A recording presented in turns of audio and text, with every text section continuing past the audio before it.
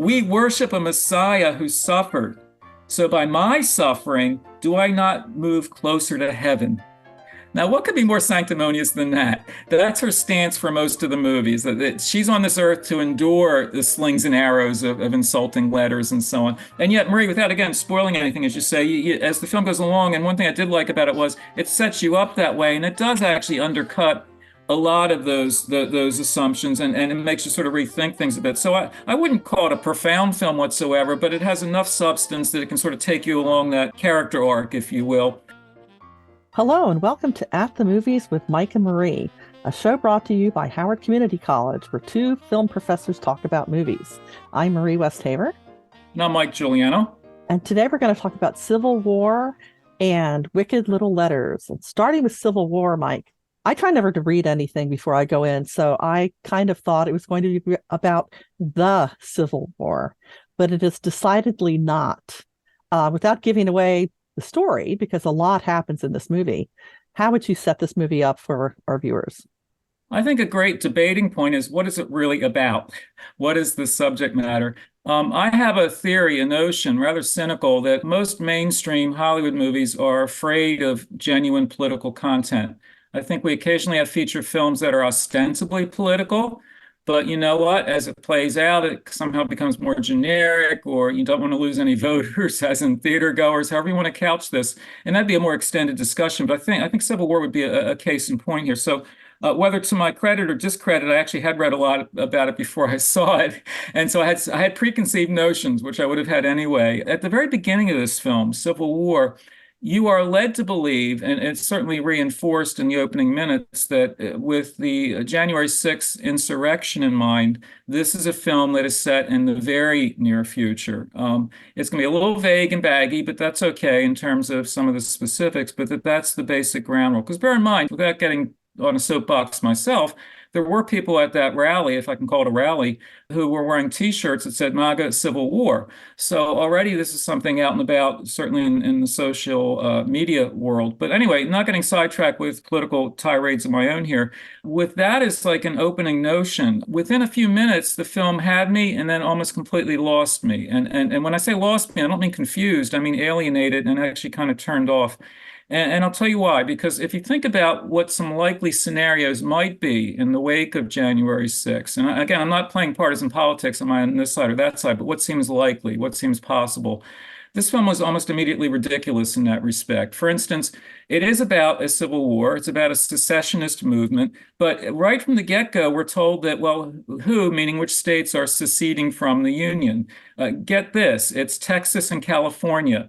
And I thought, huh? Or a reaction to that effect. What, what's going on here? And in fact, they now refer to themselves, as the Western forces. They have a two-star flag. I mean, it's sufficiently organized that it's not just like a few hotheads saying, hey, let's do this or that. There's an organized thing here, evidently. We don't get any real details there in terms of political organization and voting records and all that. But the heck with that. I mean, the film isn't looking to have that kind of granular look at it. But immediately the premise just fell apart for me because I thought that's so unlikely, so improbable. And so what happens is the film itself, actually, even though it has a lot of direct visual references to that two-star flag, it becomes almost meaningless in terms of who's fighting on which side. And I've heard interviews with the Brit director Alex Garland, where he in effect was defending that kind of more generic treatment. And his line of argument was, and sometimes in a civil war it gets so messy, after a while you forget what you're fighting for or what you're fighting against. It's just an all against all kind of chaos. And I can understand that conceptually, but in the film, I think it really falls apart at that level. So the film, I think, fails intellectually, and I think it's very disappointing on that level. I have a mixed response to the film because even though I think it's a decided failure in that respect, in terms of the actual filmmaking, in terms of the actual staging, it's really visceral. It's really powerful at times. And in effect, it involves several photojournalists from New York who decide to take a road trip, probably not a good idea, from New York to Washington, D.C., in the absurd hope that they could get an interview with the president, who's still trying to hold down the fort, if you will, against the secessionists. I have a lot of reservations and nitpicking in terms of that actual storyline, and we can get into those over the next 3 hours. Um, but what strikes me in the moment is as I watch it as a film, just simply in a cinematic sense, many sequences are really, really powerful, really well handled. And so that always held my interest and never quite obliterated all those earlier reservations. But gosh, it really was involving to watch this. Now, how about you? Well, I agree with most of what you said. I kind of thought it was a cop out to not really take a stand in terms of taking one political side or the other. I think that kind of hurts the movie in a way. But I wanted to mention, in terms of this director, in 2022, he described this film that he's making here, the one we're talking about, as a companion piece to his film Men, and said it is set at an indeterminate point in the future, just far enough ahead from me to add a conceit and serves as a sci-fi allegory for our currently polarized predicament.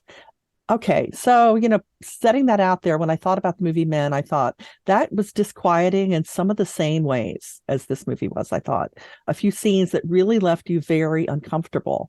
But then thinking about his other movies like, Ex Machina and Annihilation, and is dystopia this guy's hobby horse? Well, let me add one to that dystopian list. A film for which he was just the screenwriter was 28 Days Later. So he has a sort of post-apocalyptic fixation. And on strictly technical grounds, he's really effective at putting you into that hellish world, if you will. I think it works better in some of the other films you mentioned because you just sort of take those at their face value and they work well for what they are. I mean, if you're going to have, a zombie flick, this is your go-to guy, right?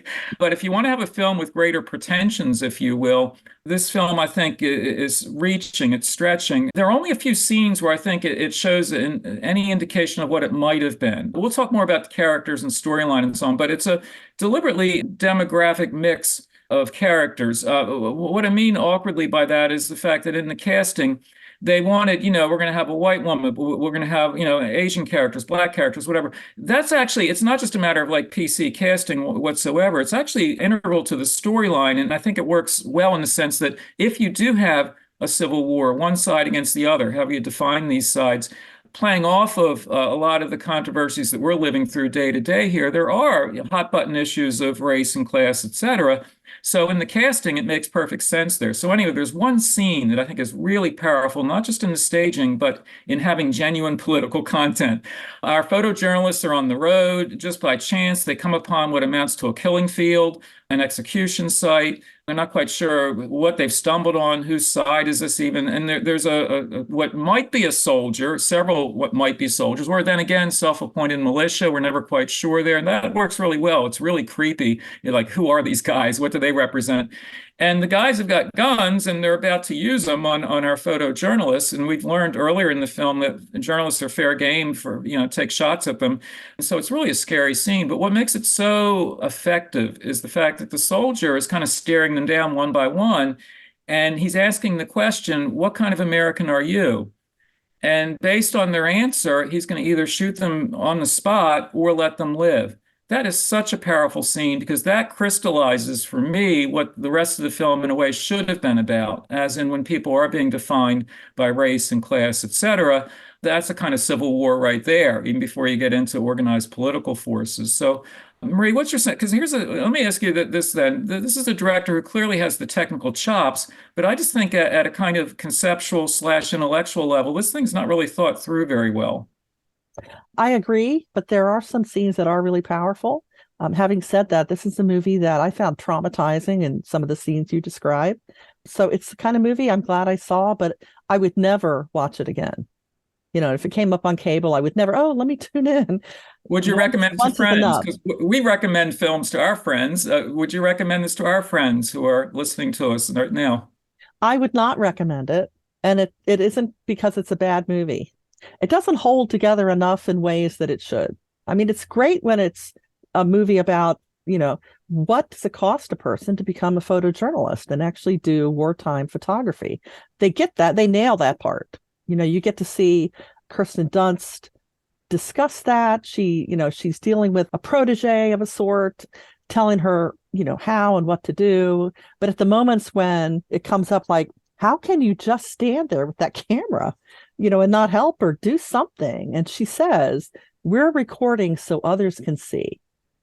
And I thought that really framed things beautifully because you're supposed to be detached. But I mean, that's really pretty impossible, isn't it, Mike? Well, I would say yes and no in this regard. And I had mixed feelings about the presentation of photojournalists. So the character played by Kirsten Dunst, and she really is terrific. I mean, it's a really strong performance.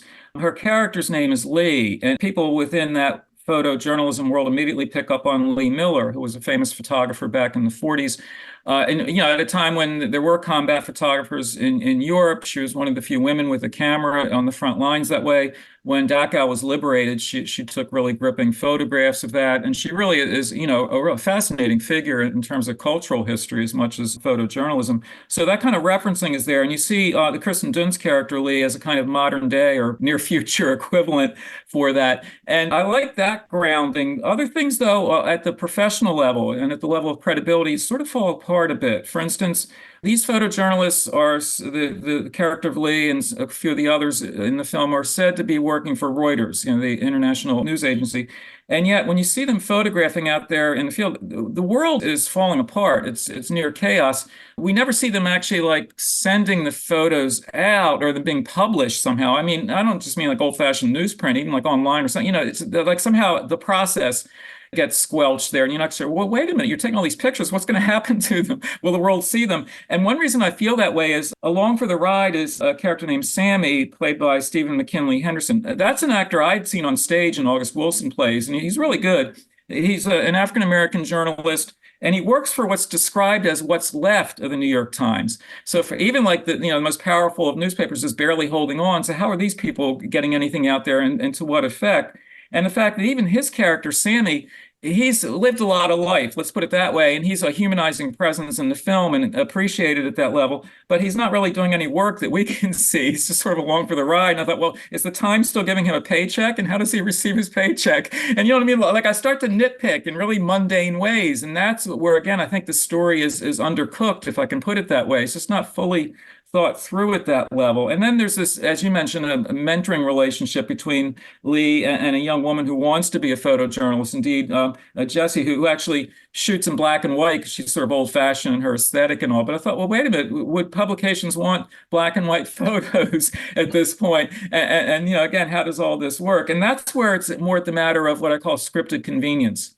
It's essentially a road trip movie. So if you have several people on the road under really dangerous conditions, that demographic mix, again, makes perfect sense for the aforementioned reasons. But also the fact that as they're on the road, I mean, it works, but by the same token, there's a contrived quality to it. It almost seems like the menu of, we need one of this, one of that, whatever. And so it's justified, but it still seems like, to me, not entirely plausible in the sense of like who they're working for, how the work gets out there, and so on. And then, as I said at the outset, their journey, if you will, to drive all the way down to D.C., they don't have an appointment to meet with the president. They somehow feel they can just drive to Washington, go up to the White House and knock on the door. And it don't work that way, even under healthy conditions, right? And under these conditions, the White House is quite literally a fortified residence. I mean, really like high walls around and all. You're not going to knock on the castle gate and say, excuse me, I just drove down from New York. We'd like to talk to the president. That's where it's sort of Looney Tunes, I think, in the scripting. So even though it has that visceral power, intellectually or just at the level of plausibility, I think it's falling apart. Oddly, I kind of felt like I didn't have a problem with that part. I understand what you're saying about, you want that sort of inside baseball, like is there Wi-Fi? You hardly even see people use cell phones. It seems oddly non-futuristic. But when you do see what they see through the lens, you get that sort of snapshot quality. I thought those scenes were very powerful because you're so caught up in the moment. And that's why I thought they weren't uploading things. They were still collecting because they were in this mad dash to get to DC. So I felt like they were just collecting things that would eventually be published. Well, journalism likes to publish things now and not later as history. So that's a consideration. But also in that respect, the fact that as they travel along there, really ever since the first Gulf War, the American military actually increasingly has kept photojournalists at a remove from the front lines. They learned to their peril during Vietnam. That became the living room war. One reason being that journalists were still right on the front lines in combat, and all that imagery was coming to American TV screens and newspapers and magazines and so on. And one reason why, and this is again, this is sort of a right-wing interpretation, but when people say, why did we lose or at least have some kind of stalemate in Vietnam? Well, the images that Americans were seeing, they turned against the war because of all that. And the war since then, if you think now about the first Gulf War in particular and conflicts since then, when we have an organized military that's moving onto the battlefield, it's increasingly rare to have photojournalists right there on the line. Now, I have to qualify that, but the Civil War we're seeing is anything but conventional, anything but traditional. A lot of things are breaking down. That may well be one of the things breaking down. Now, but these journalists are so much on the front line. Without spoiling the ending at all, by the time the conflict gets to the White House and you have people shooting it out like that, the journalists are right there. I mean, they're right on top of it. And that there are very few wartime situations ever where that would be the case. So that's again where dramatically it works, but at a professional level, it's highly unlikely. Now, under this situation, I'm not going to be the one who steps forward at the White House and say, "Excuse me, but you don't have your badge on you. We don't have clearance to come into this room as we have a shootout." But I'm already like mentally withdrawing from the picture even further. Well, I want to mention that this is an A24 movie. And, I mention that because people will point out that something is an A24 movie. And I don't think most people talk about production companies or studios anymore. But A24 is kind of known for trying a few daring things. I mean, they had to know not everyone will go see this movie. It's an art house kind of a movie. So in that way, it's kind of daring. But Mike, how do you see this in terms of it fitting into A24's, zeitgeist, if I can borrow your favorite? Yeah, I bet for the rest of this month, at least, I'm not going to use that word. I've held to it so far, so I won't use the Z word. My favorite art house, the Charles Theater in Baltimore, has a lot of A24 pictures, and so we actually do talk about it that way. And yes, it's a small and edgy company, and they're known for things that sort of push the envelope. So this totally makes sense by way of the kind of film they'd want to represent. And I think enough of the broader public, general public, is starting to become aware of A24 just because they're making a lot of movies, actually. Maybe not huge box office in most cases, but enough movies that people will see one way or another. But this is a tough picture. And again, even with all my reservations, I still kind of admire somebody who wanted to make a movie that would take on this subject matter. I don't think it was done correctly here, if I can put it that way. But, a lot of production companies are so mainstream, they wouldn't want to touch this at all. So, yeah, some props there. I also want to mention Callee Spaeny. I thought she was terrific. And I kept thinking, where have I seen her before? Where have I seen her before? And she was in Priscilla Yeah, recently. yeah, Yeah, she she's was. actually done quite a few things. For such a young actor, I thought she really she showed up that day. Well, the acting carries it as much as the visceral filmmaking. All the principles are really convincing, as performers here. The characters aren't always convincing, but the performers are. That makes a difference. And there's an empathy you have for them. And how can you not be on their side? I mean, ironically, they're neutral, ostensibly, right? They're journalists pursuing the story.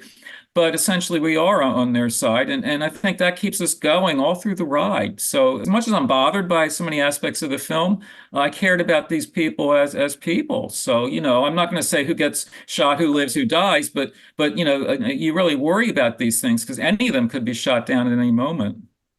Yeah, it's a very tense action picture. And I will say there are a few moments that are witty. Some of it's sort of a sight gag, like the armed force, wearing Hawaiian shirts thing.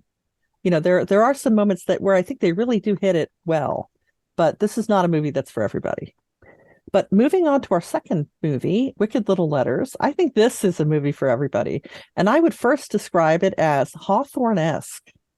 The whole time I was watching it, I was just thinking Nathaniel Hawthorne would have loved this story. And it's based on a true story about these sort of poisoned pen letters that start going out in this little town, and hilariously creative cussing in them, which is part of the fun, is when they finally read them out loud. It's a guilty little pleasure, which is kind of like Wicked Little Letters. What do you think, Mike? Well, for Wicked Little Letters, I guess for Nathaniel Hawthorne, it would be that Scarlet Letter. But, yeah, there is a Hawthorne-esque quality to it that way. I think it's important to couch it this way. This is a period piece.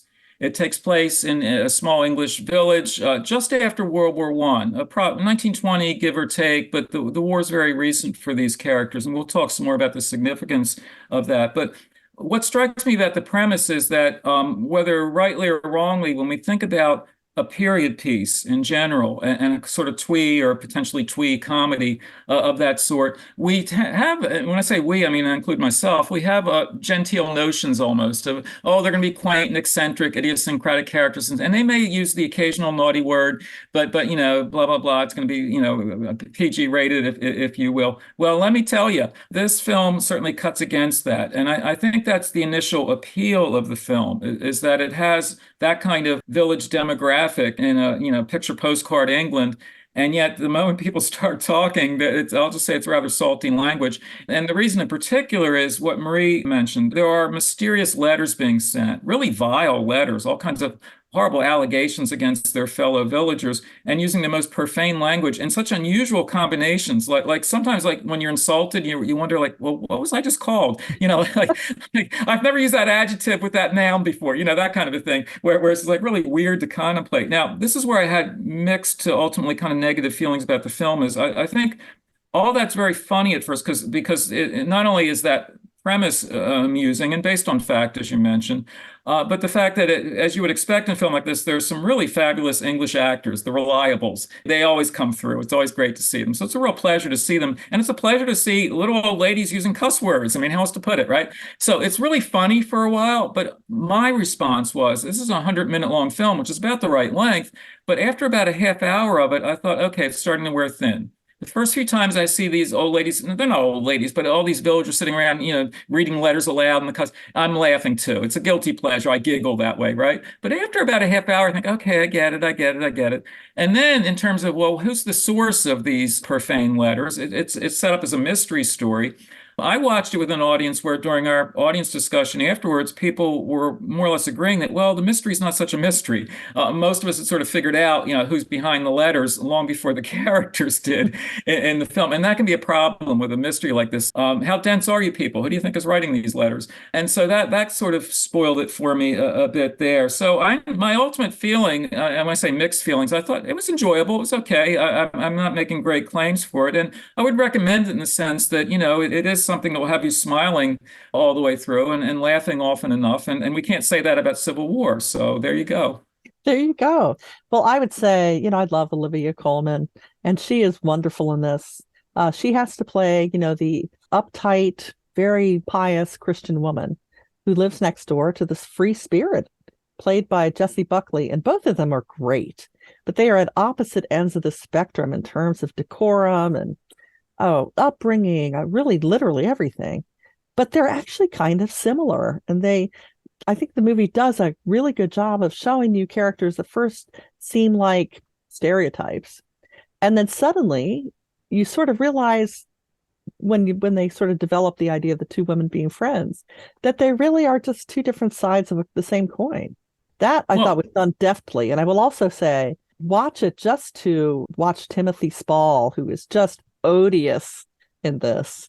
And without giving away the ending, I will say that at the end, Olivia Colman's character gets to tell him off in a way that is so satisfying. It is worth the price of admission. Well, the Timothy Spall, and I've loved Timothy Spall as an actor for years, and a lot of people in our discussion have said, well, he really slimmed down. Like he was always a hefty build, right? Yes. And he's so thin. He plays the tyrannical father of the Olivia Colman character. Her name is Edith. He plays, and he really is a monster, in a paternal sense. It's just terrible, but great fun to watch. You wouldn't want him for your father, but he's great fun to watch. And one reason why he's so tyrannical is she is the proverbial spinster, back when people used words like that. And the fact, you know, she's getting these horrible letters and she's at the middle of all this. She and the Jessie Buckley character, and that character's name is Rose, they form a kind of unlikely and yet almost inevitable, I'll call it a quasi-friendship. They're next door neighbors, but, you know, Edith is you know, well into middle age. Rose is a young woman. One thing you haven't mentioned that has to be mentioned here by way of differences, by way of ethnicity, the fact that these are all English villagers except for Rose, who's Irish, and the degree of prejudice towards her. So she's suspected immediately she must be the one who wrote these horrible letters because she's Irish, working class Irish, doesn't speak well, cusses up a storm. She cusses up a storm, so why doesn't she write up a storm of cuss words? You know, it makes sense at that sort of level. She must be the one who's doing this. And what I do like about what you just said is the fact that there are certain assumptions or expectations we have for these two characters based on what I just said, and yet the film is able to undercut some of those or cut through them, as in, well, Rose seems like not just rough around the edges, but just rough, but maybe she has reason to be like this, and in terms of someone who's had a really terrible life in a lot of ways and is just trying to survive and get through. And Edith, who's so holier than thou, well, maybe she's not such a goody two shoes and all, because she's so sanctimonious. Like early on, when she's at the heart of all this, and like, well, why is this happening? And she's acting like uptight and prim and proper and offended at these words and so on. She actually, she's asked about this, and here's something she says. She says, is to her sense of being stoical and enduring all this. She says, "We worship a Messiah who suffered. So by my suffering, do I not move closer to heaven?"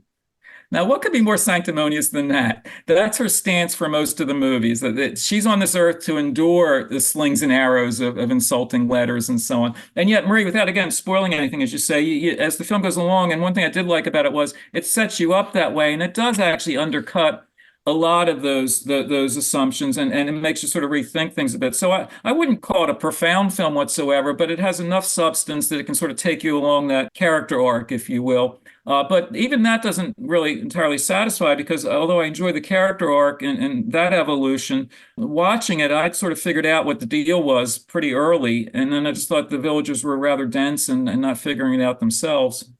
Some of the side characters who sort of come to the aid of these ladies as they're going through the situation, I thought were an absolute riot. And I felt like I was watching an episode of Murder, She Wrote. Yeah. Agatha Christie at any moment is going to step in here. It does a good job of striking that tone.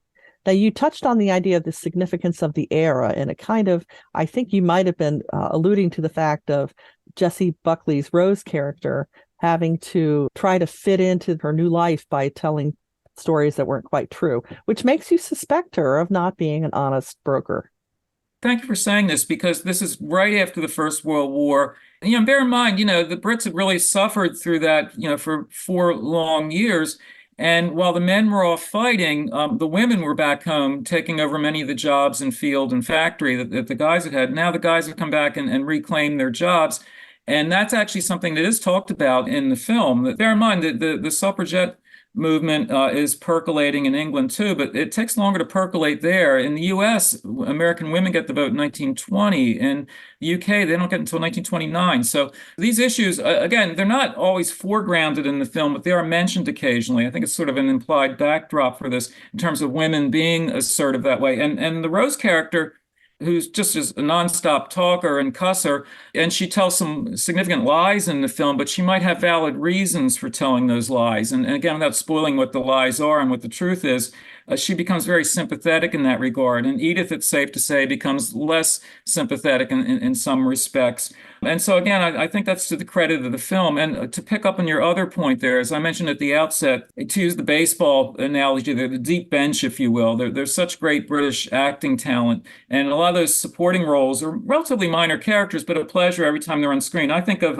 Eileen Atkins as a character named Mabel. All you have to do is see her. Just look at her. Her face will hold your attention, even before she says something. And there are any number of other actors, some of them we know by name, just as others just as well-cast actors. It's that deep bench approach where I enjoy seeing people in a pub or on the street gathering. It's just enjoyable to watch those scenes. And hey, that does a lot more for me than most of the films I see, right? So it's a pleasure just to be in their company. Agreed, 100%. So that does bring us to the end of this episode. But don't forget to check out our other episodes at atmhcc.podbean.com. And you can also find us on Spotify or wherever you listen to podcasts. You can also watch us on HCC TV and on Howard Community College YouTube page. If you have ideas, suggestions, or comments, you can email us at movies@howardcc.edu or on Dragon Podcasts social media, where you can interact with us, give us a like, drop a comment, and share our content with others. And we will see you next time at the movies. See you then.